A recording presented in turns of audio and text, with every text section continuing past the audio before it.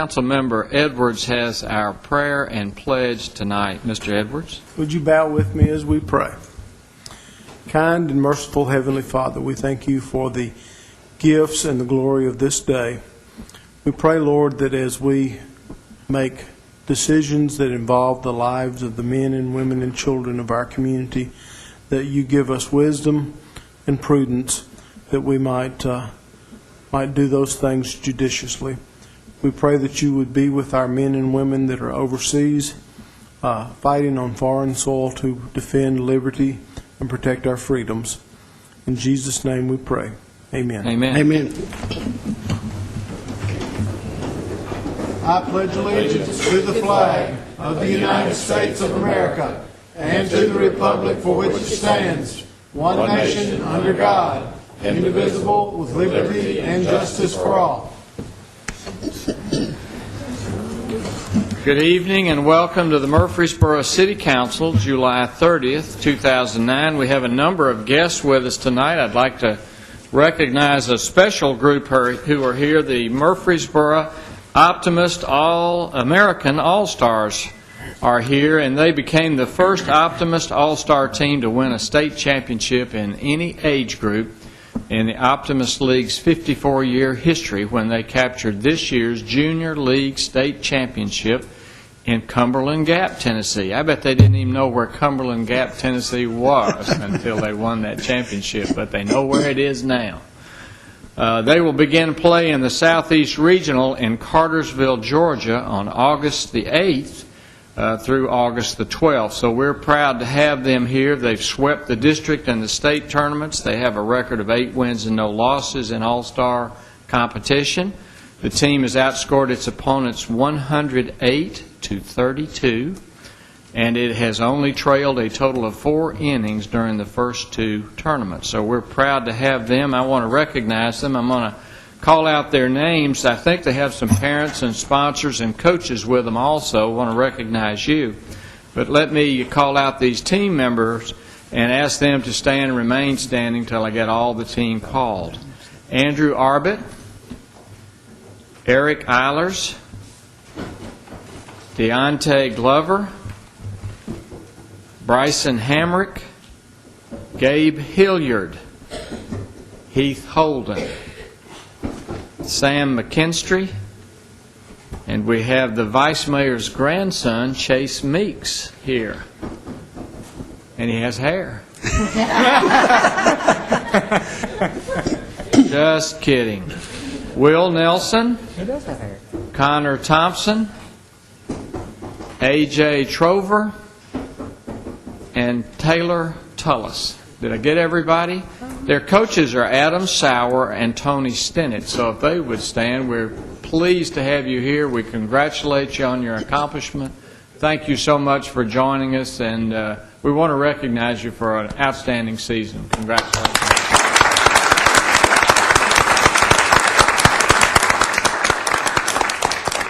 Appreciate those parents who got everybody here tonight, and I also want to say that they'll be holding a car wash at O'Reilly Auto Parts, 1910 Memorial Boulevard.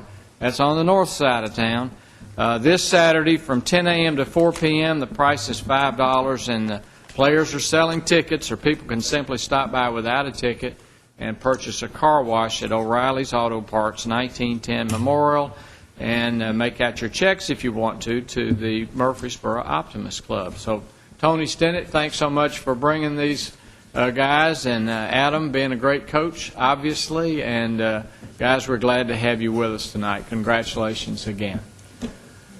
We also have with us tonight a management intern with the City of Murfreesboro through our Tennessee Municipal League, Jennifer Ward, and it is going to be Jennifer's last council meeting as an intern. She's completed 3 months of duty with the city, worked with our police and with our fire department, with our city administration. And Jennifer, I'd like for you to be standing up and being recognized. And thank you so very much for your time with the city and offering to share your talents with us. And you've been great help to us, and we appreciate everything that you've done.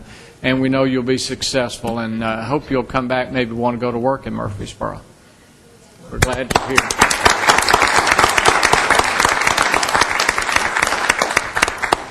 And if the vice mayor will take the chair, I'm going to the podium.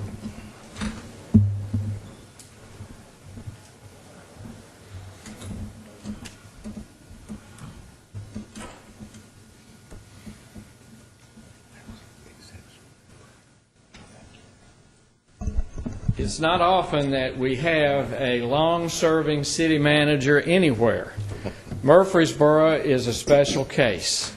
Our city manager for the last 20 years, Roger G. Haley, is getting ready to retire, and I wanted to make a presentation on behalf of the council and all our city employees, and I'll ask Mr. Haley, if he will, to step to the podium.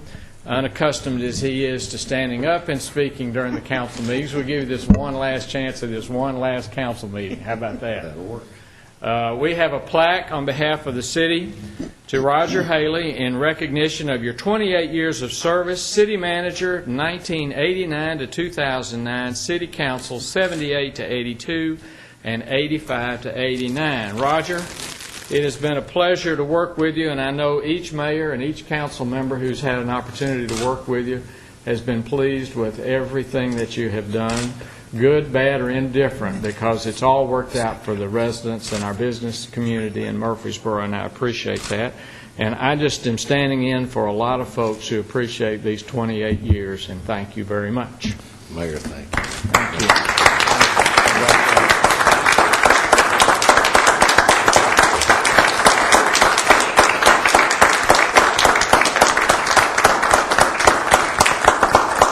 Give you an opportunity to say a little something if you want to. And I do. I believe it was May the 2nd, 1978, when I began to serve the city as a council member. There have been a lot of changes to this community, a lot of growth. There have been some mistakes made, but that, I think, has been taken in stride. And I'm reminded that we just had a baseball team in here, and if you can bat 350, 400, you've done an outstanding job. And with the mayors and councils, with the staff and department heads that I have been so fortunate to work with, I think your batting average is somewhere in the high 900s, and I'll take that any day, anywhere, anytime. But Mayor, it has been a pleasure. It's been an honor. It's been a humbling 28 years for me to see where we were and where we are. I have no doubt that the future of this community in your hands, Mayor and the council, and Mr. Lyons' hands, are in far better hands than they were when I sit in that seat. Rob, having said that, I'm going to let you move into that chair tonight, and I'm going to move out the door. But it has truly been an honor and a privilege, one that certainly I'll live with always. And I know you know this, the employees and the department heads of this city, they're the ones that are on the line every day. They've worked hard for you, you've worked hard for them, and all one has to do is look at the progress we've made, where we are, and you really get a feel of where you're headed. You're already a community of greatness, and you have an even greater future ahead of you. Mayor, thank you so much. Congratulations, Council, Roger. thank you. Mr. Lyons is comfortably ensconced in the city manager's chair. Would you do that? Show him how that works.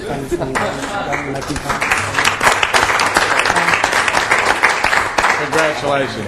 I've left him my agenda, and there's a pen on the desk, so he's ready to go. All right. And you've turned in your toolbox, is that right? You made some that night if you want to make it. You might want to make some. Okay. If you do. That's fine. They should start over there. Okay.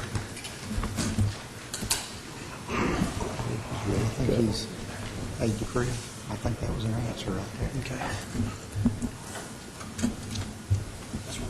Yeah, I did. No, we're without leadership. 30 seconds. I know all our council members certainly appreciate Mr. Haley's efforts and wish him well. And you may have something you want to say, Vice Mayor? Well, I guess before he slips out, there may be some comments from the council members, but, you know, I would like to say that me and Mr. Haley have worked together his 20 years on the council as city manager, and, you know, he grabbed a hold of a runaway train with the growth of this community. It's unprecedented, and anytime you're managing, you know, 800, 900, 1,000 employees like he's done, there's always going to be a few quirks, but he's done it as good as anybody I know of could have done it. And he's got many strengths, hiring great employees, great department heads, and he's led this city to places that other cities in this country would love to be. And I admire him for that. He's done a great job, and I want to thank you for your dedication and your love for our city and keeping us all in line. You've done a great job. Thank you. Thank you. Anyone else? I'll make some comments. One of the things that I admire most about Mr. Haley is his long-term vision. He, you know, sometimes it's hard to think where are we going to be a year from now or even 5 years from now. I think Mr. Haley's put us out 25 years from now and where they started years ago. And hopefully we can continue that extremely positive trend. And it takes a man of vision and leadership to really say, we don't need to think small, we need to think big. And I think Mr. Haley's taught us a great lesson to think big and look out ahead.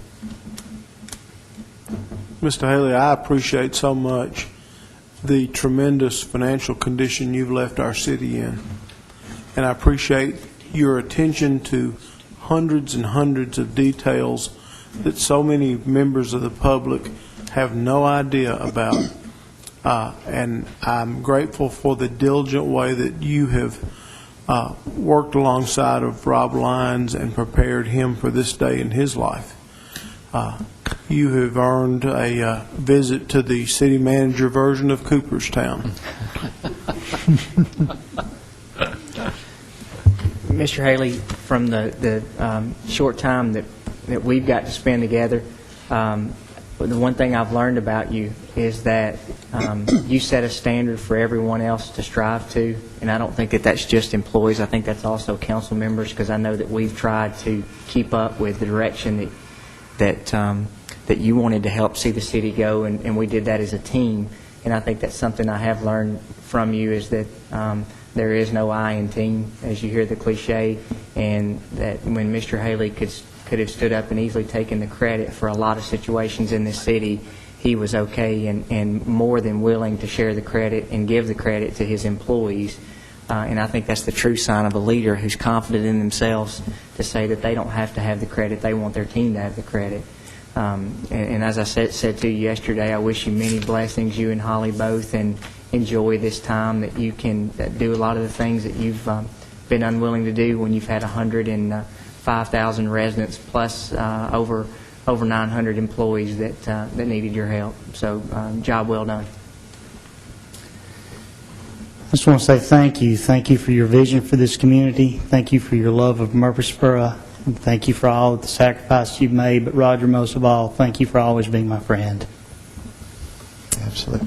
Thank you. We salute you. Congratulations. Enjoy this last meeting. We'll go on without you, but it'll be tough. And certainly you've set a high standard for all of us, and we do sincerely appreciate your love, and we'll try to maintain that vision that you've had and maybe add to it a little bit if that's possible. Thank you, Roger. Thank you, Holly. Thank you.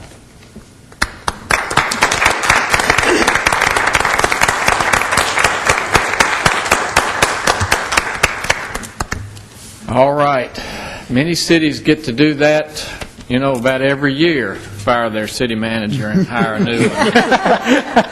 Was that a firing? I don't want to set a trend like that. I missed something. You must. What I meant to say was, many cities go through a city manager change at least once a year, That's or not maybe what you more. said, Mayor. So anyway, that's quite an example to set. And of course, Murfreesboro is the 6th largest city in our state, and we're in the 5th largest county. And I think, obviously, during his tenure, we've all grown and know how enjoyable Murfreesboro is to work. And live and to raise a family. So I do appreciate his efforts, and we look forward to continuing on providing the service that our residents and our business owners and visitors expect. All right, council members, you have before you now your consent agenda, if you've had an opportunity to look at that. If there are any questions, and while you're looking at that, I might point out that swearing in for Rob Lyons will be at 4 p.m. Monday, August the 3rd, in the Rotunda. Judge Don Ash will be doing the honors, and so we look forward to swearing in Mr. Lyons as our new city manager, 4 p.m. Monday, August 3rd, in the Rotunda. Will you be there, Rob? Yes, did he have? Good. Did you see the weight already on his shoulders? I can see it. Rob, that doesn't mean you have 3 more days to reconsider. You're here, okay? Yeah. The 3 days, the 72 hours is already run. That's right. It's already taking its toll on him. All right. Consent agenda. Any questions? No questions, Mayor. I move for adoption of the consent agenda. Second. All right. You have a motion, second. Please call the roll, Ms. Wright. Vice Mayor Bratcher. Aye. Mr. Edwards. Aye. Mr. Gilly. Aye. Mr. McFarland. Aye. Mr. Young. Aye. Mayor Bragg. Aye. You have before you the minutes of the meetings held on June 18th, June 25th, and July the 9th. If you've had an opportunity to review those minutes as they are presented, are there any questions or any changes regarding those minutes? Or are you ready for a motion?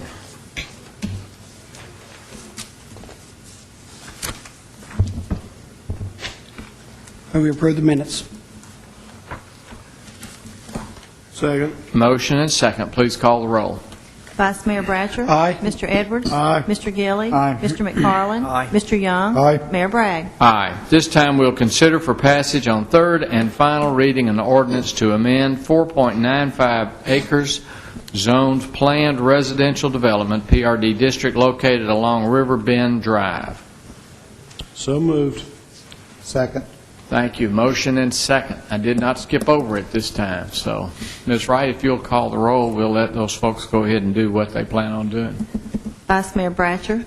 Aye. Mr. Edwards. Aye. Mr. Gilly. Aye. Mr. McFarland. Aye. Mr. Young. Aye. Mayor Bragg. Aye. Pursuant to a resolution adopted by the City Council on June 18, 2009, we'll now conduct a public hearing to consider a PRD amendment of approximately 24.22 acres of the Winslow Park PRD at Berkshire subdivision located along Blackman Road.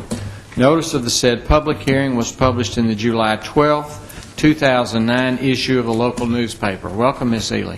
Thank you, Mayor Bragg and council members. The first public hearing scheduled this evening is to consider a PRD zone amendment for property located along the eastern side of Blackman Road, formerly known as Beasley Road, and south of State Route 840. The properties to the east are zoned RS-10 and a part of the Berkshire subdivision. To the south is the remainder of the Winslow Park development. And to the west is the West Lawn development, which is located along Veterans Parkway and is a mixed-use project. This request is to amend the current PRD zone for the area shaded blue to allow the elimination of an alley extension to Barnsley Drive between lots 51 and 52 of the Winslow Park at Berkshire subdivision. Lots 51 and 52 of the subdivision are located west of Barnsley Drive. I've included a photo in your agenda materials that shows these two houses and where the alley would go according to the plan.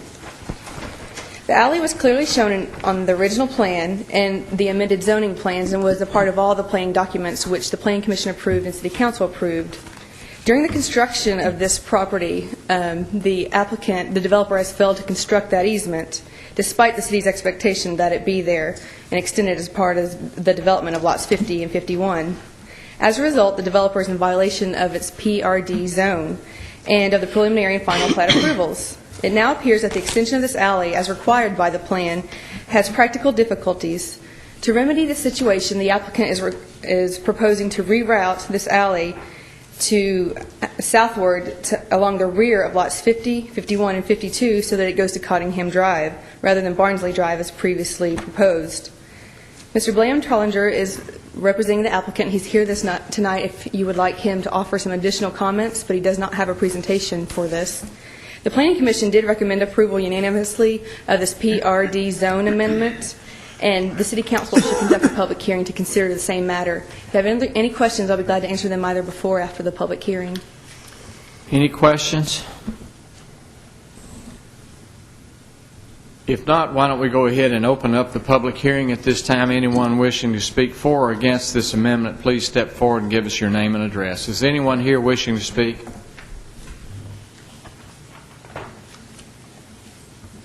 Anyone at all? If not, then at this time we'll consider for passage on first reading an ordinance to amend an area of Winslow Park at Berkshire Subdivision, Zone PRD, located along Blackman Road. Move for passage on first reading. Second. All right, motion and second. Please call the roll. Vice Mayor Bratcher. Aye. Mr. Edwards. Aye. Mr. Gilly. Aye. Mr. McFarland. Aye. Mr. Young. Aye. Mayor Bragg. Aye. At this time, pursuant to a resolution adopted by the City Council on June 18, 2009, we'll conduct a public hearing to consider an amendment to rezone approximately 6.34 acres located along Medical Center Parkway from Office General OG District to Highway Commercial CH District. Notice of the said public hearing was published in the July 12, 2009 issue of the local newspaper. Good evening again. Thank you. The second public hearing this evening is to consider zoning a portion of a parcel from its current OG General Office District Zone to CH Zone. The property is located on the southeastern corner of Medical Center Parkway and Robert Rose Drive. It's currently split zone with the CH and OG zone, and it's also in the Gateway Design Overlay District. The zoning line follows this area because that is where staff believed that the layout of Medical Center Parkway would go. After the construction of Medical Center Parkway, you can see that the street is just to the north. The applicant has requested that this portion, which is about 19% of the total lot, be zoned CH so that the entire parcel will have one consistent zone, and so there will be no confusion to any potential developers or buyers of the property. This is merely a matter of cleaning up the zoning line. The properties to the north are zoned RS-15, and the Planning Commission has seen a master plan for this property and OG for these properties that show it being developed not as single-family residential lots, but with multifamily apartment units and office and retail units. To the east is the Bonefish Grill development. To the south, the property is undeveloped, and to the west, the property is undeveloped, but those are also zoned CH in the overlay district. So this request is to rezone 6.34 acres of a 32.97 acres to clean up that zoning line.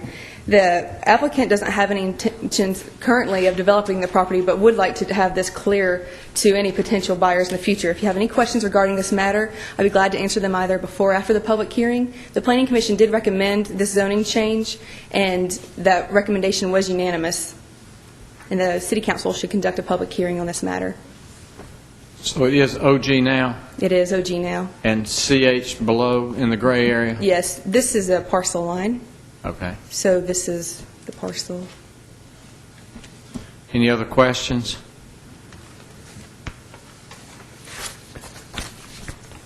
If not, we'll open the public hearing at this time. Anyone wishing to speak for or against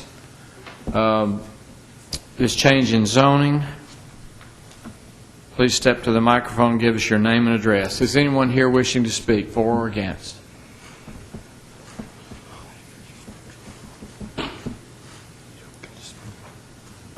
If not, I'll close the public hearing at this time, and we'll consider for passage on first reading an ordinance to rezone an area located along Medical Center Parkway to a highway commercial CHD district. So moved. Second. All right, you have a motion. Second. Please call the roll. Vice Mayor Bratcher. Aye. Mr. Edwards. Aye. Mr. Gilly. Aye. Mr. McFarland. Aye. Mr. Young. Aye. Mayor Bragg. Aye. Pursuant to a resolution adopted by the City Council on June 18, 2009, we'll now conduct a public hearing to consider amending Appendix A zoning, Section 2 and 26, in Charts 1, 4, and 5 pertaining to parking, queuing, and loading. Notice of the said public hearing was published in the July 12, 2009 issue of the local newspaper. Ms. Logan, welcome. Welcome. Thank you. Good evening, Mayor, Council. The provision before you tonight are proposed amendments to our parking, queuing, and loading space ordinance in an attempt to modernize our ordinance. As we've worked over the years, we've found some problems that we've tried to encounter and work on with the developers and engineers and local business people in our community. The first portion of the amendment is just to involve amending the definition of parking space. And this amendment would take out essentially something that is a regulatory provision that's actually now included in the definition. So it's just cleaning up the definition. The second portion of the amendment is to add some new definitions concerning shopping centers. And these new definitions will contain commercial center, shopping center neighborhood, shopping center community, and shopping center regional. And these are all defined based on the total square footage included in each development. The third provision within our amendment tonight essentially rewrites the entire portion of the ordinance, Chapter 26. And we have tried to take under this process to add several new features into the ordinance that we hope will be beneficial. The reason for adding the different types of shopping centers is to add a provision in there to address restaurant users. One of the things that we're finding is in many times in our shopping centers, while the tenants may not be known at the time of development, restaurants are parts of many of our shopping center developments within Murfreesboro. And it's hard for the developers to know at that point when they're building, a lot of times speculative buildings, to know exactly what their tenant mix is going to be. So instead of trying to wait and try to figure out if they have adequate parking for those restaurant users at the building permit stage, we are going to be designing for those restaurant users based on a percentage at the front end stage so that we hopefully won't encounter those situations later on in the process. A second provision is to include a new requirement for medical office. Again, currently we rely on knowing the number of exam rooms and the number of doctors in the medical office in order to do the parking calculations prior to building. Again, sometimes the developer or even the physicians themselves aren't sure exactly how their mix is going to be with the number of employees or the number of exam rooms. So by adding a 1 per 200 standard instead of basing it just on exam rooms and employees would again standardize that at the development stage. And that is a number that we've researched throughout the country and found that it's very consistent. Another provision that's being changed is the parking for hotels. A few years ago, we amended that to be 1.2 parking spaces per room within our community. But over time, as we've worked with the developers and the hotel chains, we have found that a 1.1, which is the hotel recommended standard throughout their industry, is actually a very adequate provision for them. It provides adequate parking, and we've learned that as we've developed. So we're going back to that. And finally, we have changed a little bit of our residential parking to require a minimum number of spaces for our single-family and duplex uses to provide a minimum of 4 spaces per dwelling unit. Right now, our ordinance limits that to a maximum, and as we know, several times families have additional vehicles that should be accounted for. Any development that has already been approved through the planning process, through the building permit process, is currently built or is under construction will not be affected by these changes. Finally, one last thing that we did try to do was address our queuing spaces. We found that we had a very standardized queuing requirement of 10 spaces. However, there are uses now that require drive-through and drive-up windows that perhaps don't need that many queuing spaces, such as dry cleaners and bank teller ATMs. We've tried to specify throughout the zoning ordinance, throughout the parking ordinance, the uses that could have drive-up and drive-through teller windows, and tried to provide adequate queuing spaces specific to those uses. I think that pretty much covers what we've included in your ordinance amendment tonight. And after the public hearing, we'll be glad to answer any questions you might have. All right, any questions of Ms. Logan before I open the public hearing? If not, I'll open the public hearing at this time, and anyone wishing to speak for or against these amendments to our zoning regulations pertaining to parking, queuing, and loading, please step to the microphone, give us your name and address. Anyone here wishing to speak?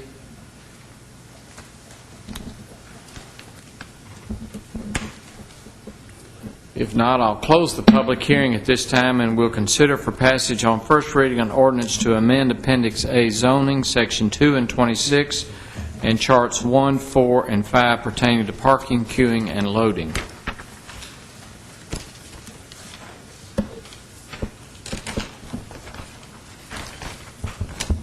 So moved. Second. All right, you have a motion and a second. Please call the roll. Vice Mayor Bratcher. Aye. Mr. Edwards. Aye. Mr. Gilly. Aye. Mr. McFarland. Aye. Mr. Young. Aye. Mayor Bragg. Aye. Thank you. Thank you, and I know that may seem, how shall I say this, superfluous or Mundane. that mundane, or just, it really doesn't make any difference, but you'd be surprised how much difference it makes to a developer or to someone who wants to come into the community in looking at the standards that we have, and then once a development is built, somebody has to take responsibility for how the traffic flows, the ingress and egress, where you've got parking and a place to get in and get out. So it's a very serious matter, and I appreciate your attention to all this and the way you explained it, Ms. Logan. Thank you. Pursuant now to a resolution adopted by the City Council on June 25, 2009, we'll conduct a public hearing to consider annexation of approximately 16.11 acres located along West Thompson Lane. Notice of the said public hearing was published in the July 12, 2009 issue of the local newspaper. Ms. Healy, welcome back. Thank you again, gentlemen. The study area is located north of West Thompson Lane, which is just north of the Siegel School Complex and Northside Baptist Church. The property contains one single-family house and 6 mobile homes, and these structures are the only structures along this entire stretch of West Thompson Lane currently not in Murfreesboro city limits. The first 300 feet of these 4 parcels was annexed in 1986, and minutes of that City Council public hearing were included in your agenda materials. At that time, the remainder of these properties was left out of the Murfreesboro city limits. After a presentation by staff, the Murfreesboro Planning Commission decided to study the area for annexation, and therefore this item is coming before you tonight. It is contiguous with current city limits on 3 sides on its eastern, southern, and western lot lines. It's within the Murfreesboro's urban growth boundary and would be relatively easy to effect the annexation. The city can provide city services to this area upon the effective date of annexation. Planning Commission discovered that actually the structures on the properties were receiving city services already without being in the Murfreesboro city limits. They were receiving services such as the Murfreesboro Police Department was responding to the houses. The Murfreesboro Fire Department had on several occasions come out to the property. As far as my research could lead me, they were receiving solid waste services for at least 5 years. That has since been terminated pending upon the annexation outcome, whether you decide to or not to annex the property. And they are currently receiving Murfreesboro Water and Sewer water service, however, they're not receiving sewer service. So with this information and with a lengthy discussion, the Planning Commission unanimously recommends to you that you annex the property. I've also included in your agenda materials a couple of memos that I wrote in response to some questions that were presented to me at the Planning Commission public hearing and before that time. The City Council should conduct a public hearing to consider the annexation of the portion of these 4 parcels. If you have any questions regarding this annexation, I'll be glad to answer them either before or after the public hearing. All right, any questions? If not, we'll open the public hearing at this time. And anyone wishing to speak for or against this annexation, please step forward to the microphone and give us your name and address. Anyone here wishing to speak? Anyone at all? If not, I'll close the public hearing at this time, and we'll consider for passage on first reading an ordinance to annex an area located along West Thompson Lane. Mayor, I think staff and the Planning Commission looked at this thing from a lot of different angles and situations, and I think they concluded unanimously that this should be annexed, so I'll make that motion, sir. Second. All right, you have a motion, second. Please call the roll. Vice Mayor Bratcher. Aye. Mr. Edwards. Aye. Mr. Gilly. Aye. Mr. McFarland. Aye. Mr. Young. Aye. Mayor Bragg.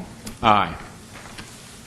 All right, at this time, pursuant to Public Chapter 1101 of 1998, enacted by the Tennessee General Assembly, we'll conduct a public hearing to consider annexation progress reports for plan of services effective for 1 year for Florence Road, Manchester Pike, Dilton Mankin Road, Asbury Lane, Conhocken Court, Fortress Boulevard, Highway 96, and River Road north of Oakley Subdivision, Osborne Lane, Beasley Road, Shores Road, County Farm Road, Lillard Road, and County Farm Road, and the plan of service effective for 6 months for Warrior Drive, Highway 99 of Kimbrough Road, Joe B. Jackson Parkway, and East Main Street. Notice of the said public hearing was published in the July 12, 2009 issue of the local newspaper. Ms. Ely, you're on. Thank you again. Yes, it's that time again, time for progress reports, and thank you, Mayor and council members. Public Chapter 1101 of 1998, enacted by the General Assembly, requires that 6 months after the effective date of an annexation ordinance and annually thereafter, until all services have been extended, a municipality must publish in a newspaper of general circulation a progress report for the extension of services as detailed in the plan of services adopted along with the annexation ordinance. The law further requires that the legislative body of the municipality hold a public hearing on such progress report after proper publication of the newspaper. On June 18, 2009, the City Council scheduled public hearings for the following annexed areas. The annexation ordinance for the areas described below have been effective for at least 1 year. They are as follows: approximately 24.1 acres along Florence Road with an effective date of December 16, 2006. Approximately 718 acres along Manchester Pike and Dilton-Mankin Road, effective date February 24, 2007. Approximately 133.17 acres along Asbury Lane, effective date March 3, 2007. Approximately 5.01 acres along Conhocken Court, effective date March 3, 2007. Approximately 36.02 acres along Fortress Boulevard and Highway 96, with an effective date of March 3, 2007. Approximately 105.5 acres along Highway 96, with an effective date of March 3, 2007 as well. Approximately 0.26 acres located south of River Road and north of the Oakley subdivision, effective date April 28, 2007. Approximately 19.1 acres along Osborne Lane, effective date June 30, 2007. Approximately 228.9 acres along Beasley Road and Shores Road with an effective date of June 30, 2007. Approximately 1.6 acres along County Farm Road, effective June 30, 2007. Approximately 1.6 acres along Lillard Road, effective June 30, 2007. Approximately 2 acres along County Farm Road, effective date June 30, 2007.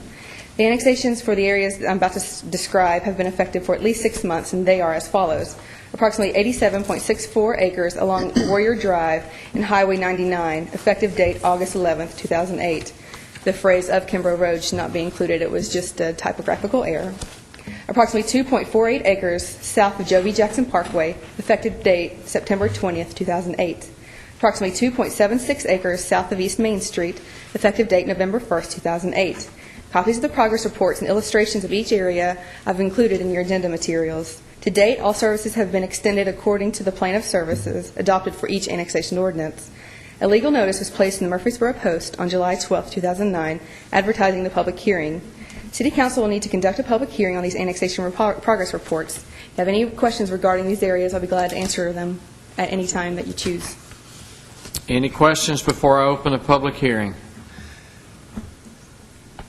If not, I'll open the public hearing at this time to consider these annexation progress reports for plan of services effective for 1 year and for 6 months. Is anyone here wishing to speak? Anyone at all?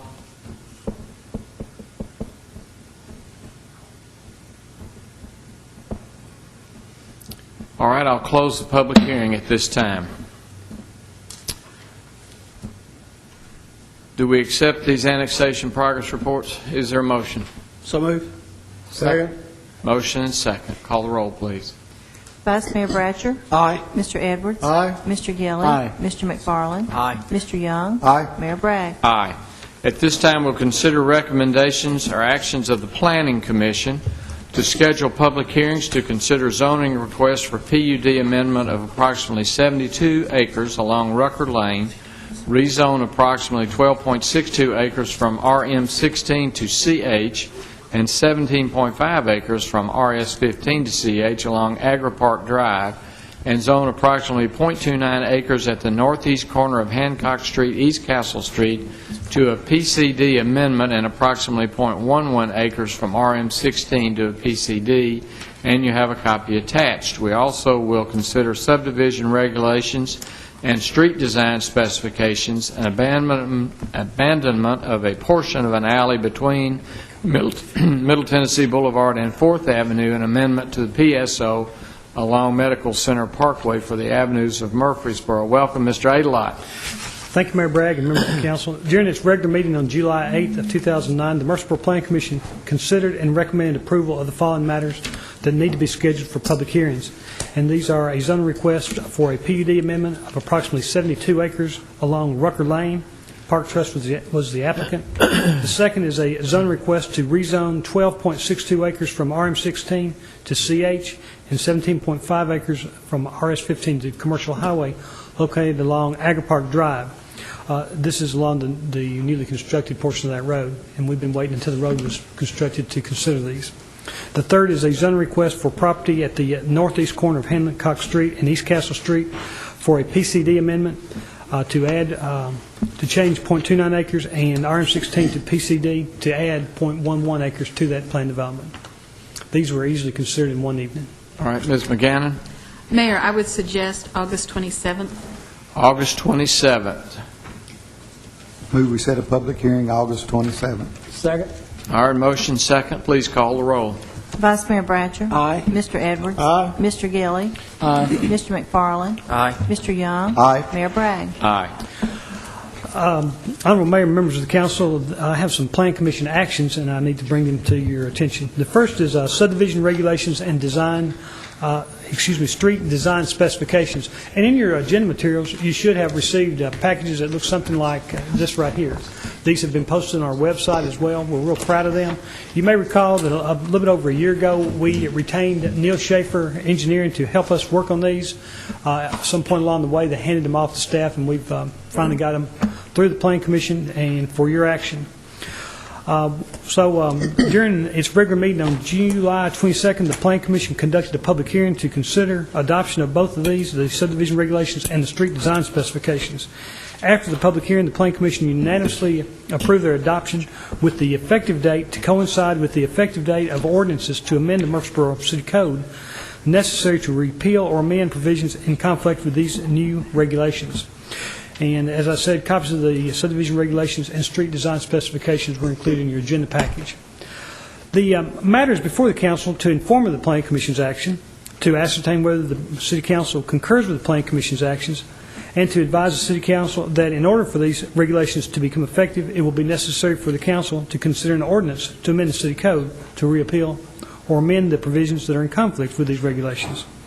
No public hearing is necessary for the City Council to jointly adopt these regulations or to adopt ordinances to amend or repeal conflicting provisions of the City Code. And I would note that there was no ordinance to amend or repeal the City Code with your agenda materials. The city's legal department wanted to find out what action you wanted to take, as it will take a couple of, maybe even several weeks for them to prepare that ordinance.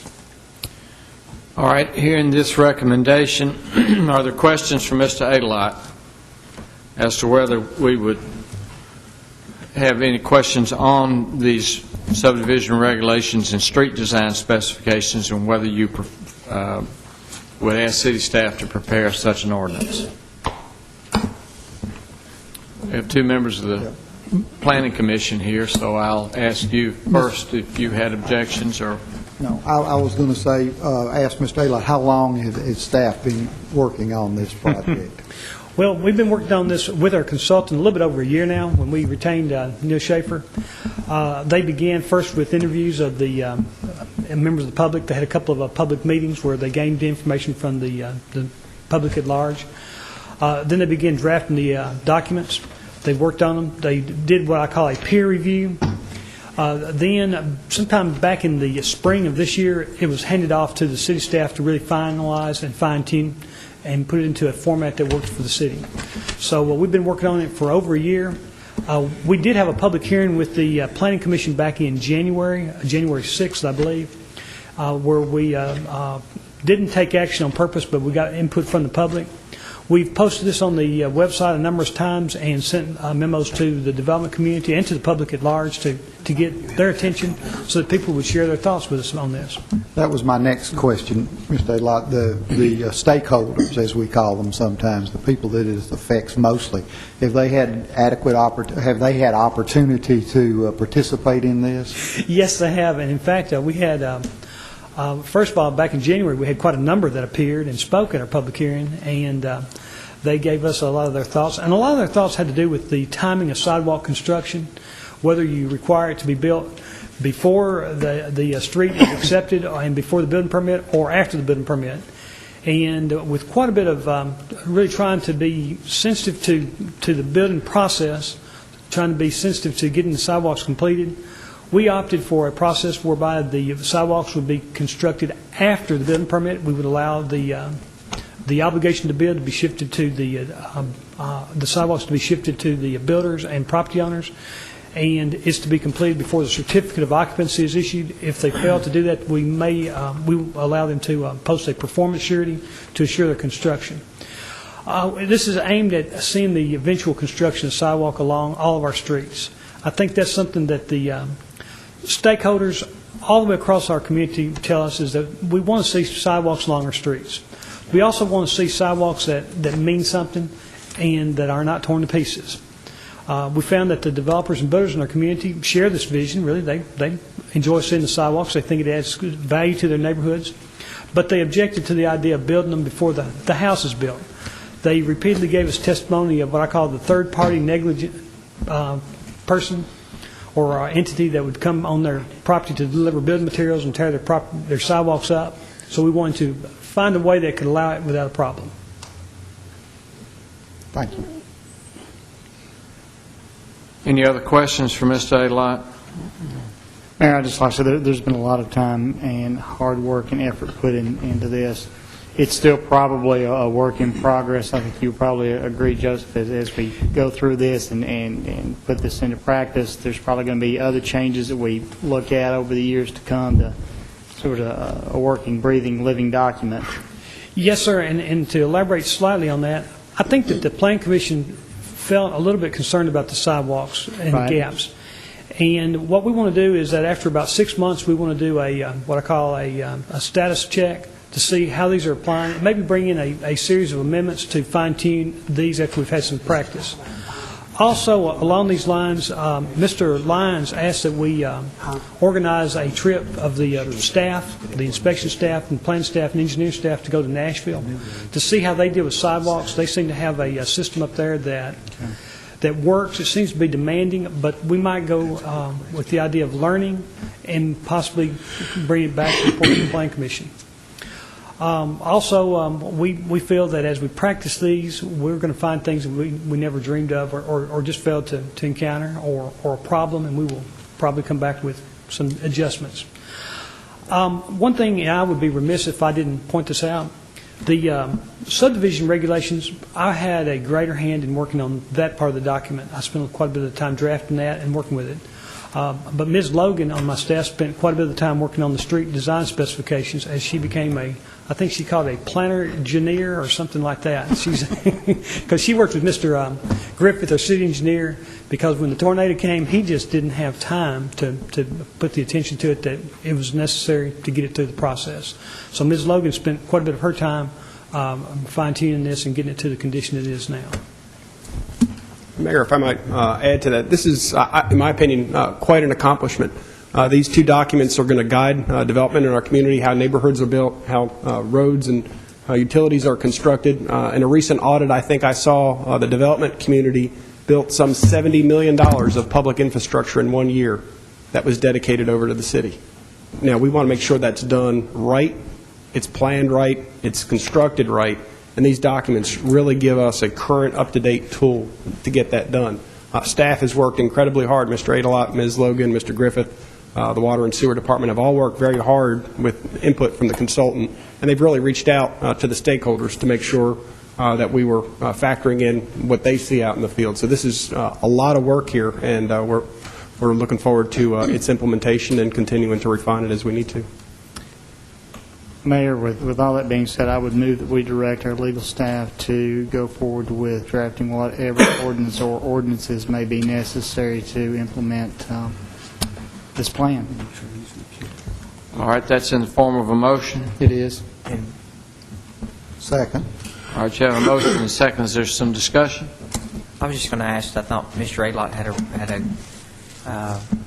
a good point that maybe after, we go through the process with this, that maybe after 6 months or whatever, to have a status report back to the council and let us know how it's going and what things that you're seeing that are working and maybe some things that need, fine tuning.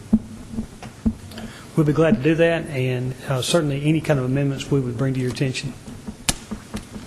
All right, any other questions or comments? You have a motion then to direct city staff to do whatever is necessary to help us adopt these regulations and to adopt any ordinances to amend or repeal conflicting provisions of the city code as regards to subdivision regulations, street design specifications. Any questions on that motion? If not, call the roll, Ms. Wright. Vice Mayor Bratcher. Aye. Mr. Edwards. Aye. Mr. Gilly. Aye. Mr. McFarland. Aye. Mr. Young. Aye. Mayor Bragg. Aye. Also, during its regular meeting on July 22nd, the Planning Commission unanimously approved the abandonment of the western portion of an alley between Middle Tennessee Boulevard and 4th Avenue as depicted on the attached illustration. The circumstances regarding the abandonment are detailed in a memo from Mr. David Ives, our Assistant City Attorney, which is also attached. In order to accomplish this abandonment, the City Council will need to take action to authorize the mayor to sign a quitclaim deed to Regent East Main LLC. No public hearing will be necessary. All right, any questions on this recommendation to abandon? Move to approve. Second. All right, you have a motion and a second. Call the roll, Ms. Wright.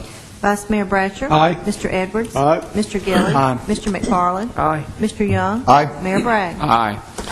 The Murfreesboro Planning Commission has scheduled a public hearing for August 5th of 2009 to consider amendments to the Avenues of Murfreesboro PSO, that's the Plan Signage Overlay program book that regulates the signage allowed for that development. The proposed amendment will be limited to only one building that has second-story offices and has a building face towards I-24 and towards the lifestyle portion of the Avenues development. The purpose is to allow an office tenant that leases space extending from one side of the building to the other side the opportunity to have a sign on both sides of the building. The proposed amendment will not increase the number of signs or the size of the signs already permitted and will not change the style that is allowed. In order to expedite this matter, staff is requesting that the City Council schedule a public hearing on the matter and pass the amendment ordinance on first reading and possibly on second reading before it conducts a public hearing. And I would add that the City Council, that the Planning Commission has already scheduled this public hearing on August 5th with the expectation that you will go ahead and possibly consider this tonight. All right. At this time, then, is there do we need a motion on that? Mayor, I think Ms. McGannon has a question. Ms. McGannon.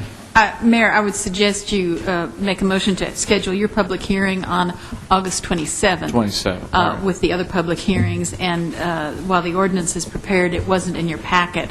I would therefore suggest that you not act to adopt it unless it reached you and it wasn't in my packet. But it was in yours. Since I expect that we will be meeting more than once before the 27th, I think the goal of having one or two prior readings will still be achieved. All right. Then is August 27th for a public hearing, all right? Does that meet your approval? So moved. Second. Motion second. Please call the roll. Vice Mayor Bratcher. Aye. Mr. Edwards. Aye. Mr. Gilly. Aye. Mr. McFarland. Aye. Mr. Young. Aye. Mayor Bragg. Aye. Thank you. Thank you, Mr. Adelot. At this time, we'll consider recommendations of the Assistant City Recorder, the Chief Accountant, with regards to fiscal year 2010 grant contract between the State of Tennessee, the Department of Military, the Tennessee Emergency Management Agency, TEMA, and the City of Murfreesboro. Ms. Tucker, welcome. Thank you. In your packets tonight is a contract from the state and TEMA, the Tennessee Emergency Management Agency. As you're all aware, a large area of Murfreesboro was devastated as a result of the Good Friday tornadoes.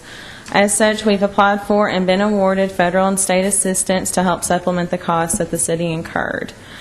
To date, the city, including water and sewer, has incurred approximately $4 million in expenses, and we estimate an additional $225,000 to complete our work. FEMA has reviewed the damages, and in their assessment, they felt that around $4,050,000 were constituting eligible expenses. The FEMA reimbursement rate is 75% of this amount, or approximately $3,039,000, and the state's reimbursement rate is about 12.5%, about $507,000. The city is responsible for the remaining portion of those expenses. I respectfully request that you all approve the attached contract from the state so we may move forward in requesting reimbursement for our costs incurred. All right, any questions of Ms. Taylor on this recommendation?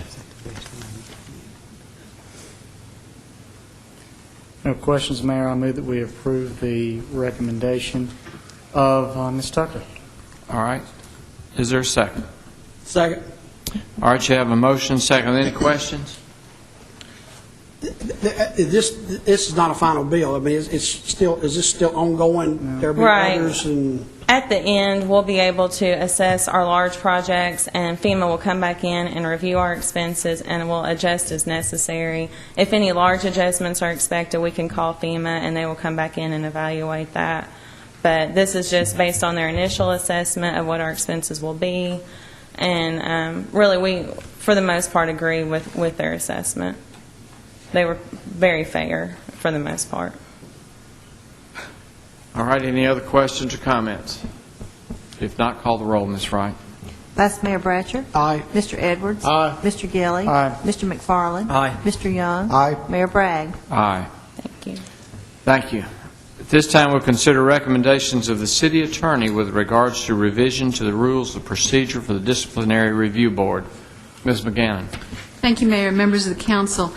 I bring to you the recommendations of the Disciplinary Review Board for changes in their rules of procedure. Under the city code, it is the responsibility of the council to approve the rules that citizen body follows when hearing appeals of an employee who's been terminated by the city manager. The purpose of the changes you see in the tract recommendation before you is to clarify certain procedures as regards their being subject to the state's Uniform Administrative Procedures Act, that's the methodology which should be used since that is the standard for judicial review of a decision by the board. In other words, if we're going to have UAPA standards being what the judge uses when grading the Disciplinary Review Board paper, we want to make sure the Disciplinary Review Board has followed those procedures throughout. And there were some minor issues where there was conflicting provisions about how many days certain things had, and we wanted to include the evidentiary rules that the UAPA has. It also reflects some practical experience that the board and staff have had in recent hearings in terms of trying to make it work smoothly as to when and how a hearing officer is appointed and who has the responsibility for scheduling a hearing. The way the rules are now, it is the hearing officer. As you'll recall, hearing officers are lawyers in private practice who have no relationship to the city, who have been appointed and serve as needed. Trying to ask such an attorney to schedule, when you're talking about all the members of the board and the staff and key attorneys, has not proved to be very fair or functional. And so it seemed to staff and to the board that it would be better to assign that task to the clerk. The clerk is the city treasurer unless another appointment is made by the city manager. I would be happy to answer questions on any of the specific changes that are there. As I say, they were prepared by staff based on state law and our practical experience and discussed and reviewed by the Disciplinary Review Board, who did make some minor changes, and those are reflected. All right, you've heard these recommendations of the city attorney, and you have before you these revisions to their rules and procedure recommended by the Disciplinary Review Board. Are there any questions?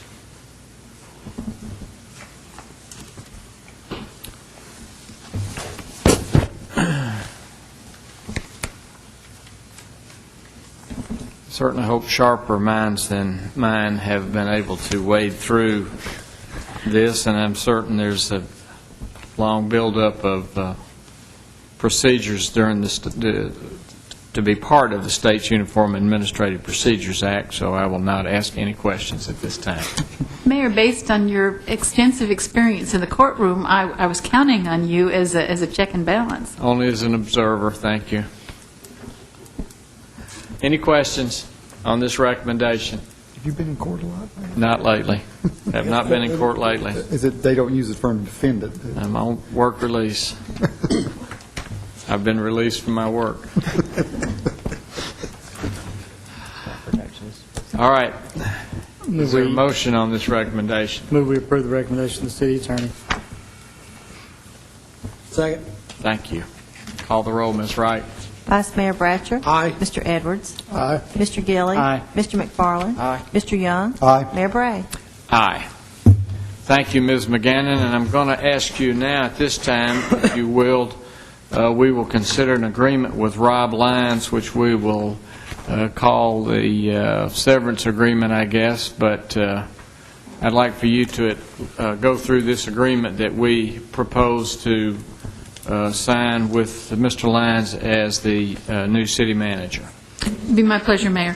In accordance with the council's direction to the mayor that he negotiate with the city manager you designated, he has done so, and I have tried to draft language that reflects those intentions, and it's been agreed to. The provisions that are perhaps significant to remind you of. You got a copy of this shortly after our last council meeting and haven't received significant questions. Basically repeats that all the employee benefits are the same as those given other employees, the same right to participate in all of those programs and nothing more. What is distinctive is a provision for severance. If there is a lack of good cause to sever the employment relationship. And you will see in Section 9 that if there is a lack of good cause for severance, the city would be committing itself to pay 6 months of whatever the salary was at the time of severance, plus the employee's share, plus the health insurance for a 6-month period. That would be the employee's portion of that employee cost. The cause is defined in Section 10, gross misconduct, a criminal violation, for example, dishonesty or theft or permanent injury or harm to the city, inability to perform the duties for reasons of disability for 12 weeks or more, or substantial breach of the agreement. So the severance amount is only paid if there's been a termination for lack of good cause, and those are the causes that are defined. The employee does not have the right to receive severance if the employee chooses to resign unless there has been good reason. The definition of good reason is spelled out in 11. That would be a major change if the council made a decrease in the employee salary that was not similar to that decrease given other employees, for example. Even if that were asserted by the employee, there would have to be a 30-day notice period and an opportunity for the city council to correct or challenge the claim of good cause for the employee to terminate. It calls for the employee to give a minimum of 60 days written notice if the employee wished to leave for some reason that was not based on cause.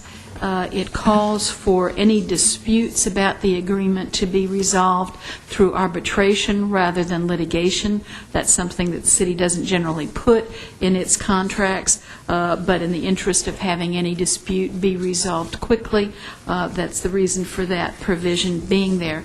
I'd be happy to answer any questions about any of the specifics, but the significant thing is it calls for a a severance payment, but only if the council severs the relationship without good cause.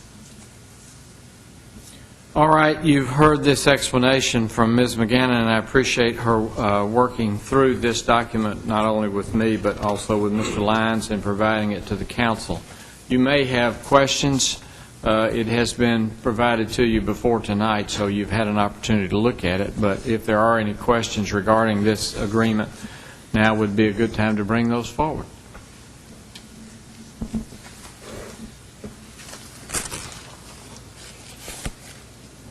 Mayor, seeing no questions, I move for approval of the agreement. Second. All right, you have a motion and a second. Are there any questions at all on this motion or on the agreement?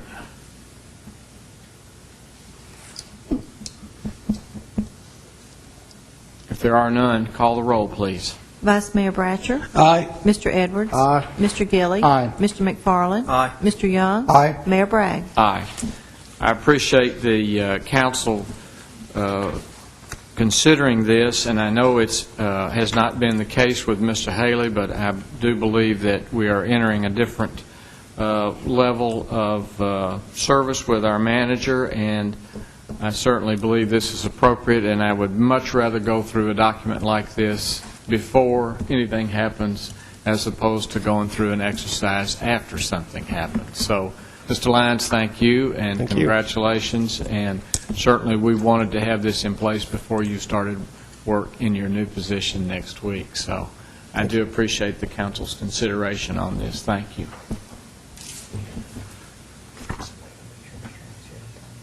Right. All right, at this time, we'll consider any beer permit applications. Ms. Wright.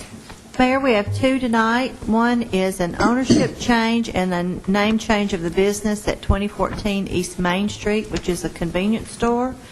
And we have a special event permit for the United Way of Rutherford and Cannon Counties for an event August 14th at Stones River Mall Lifestyle Center. And they have both met all of our requirements. All right, you have these beer permit applications. They both met the requirements. Is there a motion that we accept? So moved. Second. All right, a motion to accept. Please call the roll, Ms. Wright. Vice Mayor Bratcher. Aye. Mr. Edwards. Aye. Mr. Gilly. Aye. Mr. McFarland. Aye. Mr. Young. Aye. Mayor Bragg. Aye. You have before you a revised list of the statements to be considered for payment. You've had an opportunity to review those. Are there any questions? And if not, is there a motion that we pay the bills? So moved. Second. Motion and second. Please call the roll. Vice Mayor Bratcher. Aye. Mr. Edwards. Aye. Mr. Gilly. Aye. Mr. McFarland. Aye. Mr. Young. Aye. Mayor Bragg. Aye. At this time, we'll consider any other business from staff or the council to come before the council. Ms. McGannon? No, sir. Let me make a recommendation to you for an appointment to our St. Clair Senior Center, Mr. Stan Vaught.